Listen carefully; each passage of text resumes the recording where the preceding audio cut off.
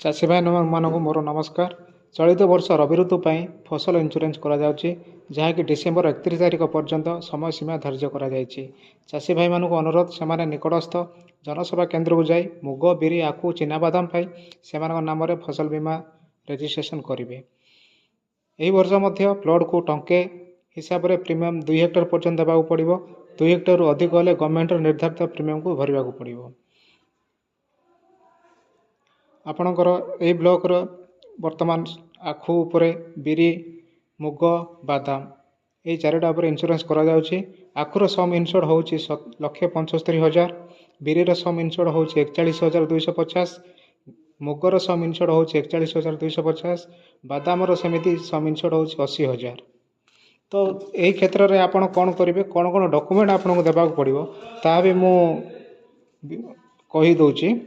ଆପଣ ଯଦି ନିଜେ ଓନର୍ ହେଇଛନ୍ତି ତାହେଲେ ସେହି କ୍ଷେତ୍ରରେ ଆପଣ ଆପଣଙ୍କର up to date Aadhaar card ଦେବେ, ତା ସହିତ up to date bank pass ଦେବେ, ସେଲ୍ଫ ଡିକ୍ଲାରେସନ୍ ଫର୍ମ ଗୋଟେ ଦେବେ, ROR ଯାହାକି ପଟ୍ଟା ଆମେ କହୁଛୁ ସେଇଟା ଆପଣଙ୍କୁ ଦେବାକୁ ପଡ଼ିବ।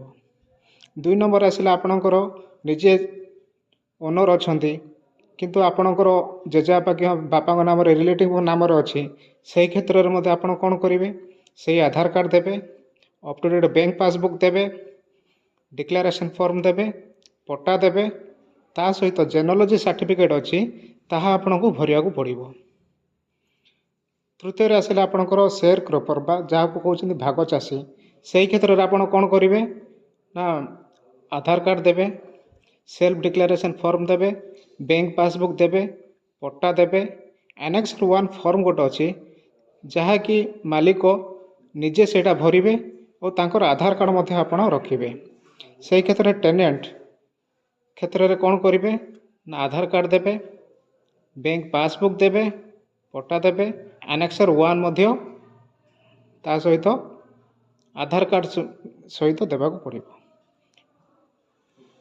ଆପଣମାନଙ୍କୁ ଅନୁରୋଧ କରାଯାଉଛି, ଆପଣ ନିକଟସ୍ଥ ଜନସେବା କେନ୍ଦ୍ର ବା CSC ସେଣ୍ଟରକୁ ଯାଇ ଏହି ଡକ୍ୟୁମେଣ୍ଟକୁ ଦେଖାଇ ଆପଣ ପ୍ରଧାନମନ୍ତ୍ରୀ ଫସଲ ବୀମା ପାଇଁ ଦରଖାସ୍ତ ଆବେଦନ କରିପାରିବେ ଏବଂ ସରକାରଙ୍କର ଏହି ଯୁଗାନ୍ତକାରୀ ଯୋଜନାରେ ନିଜକୁ ସାମିଲ କରିପାରିବେ। ଧନ୍ୟବାଦ।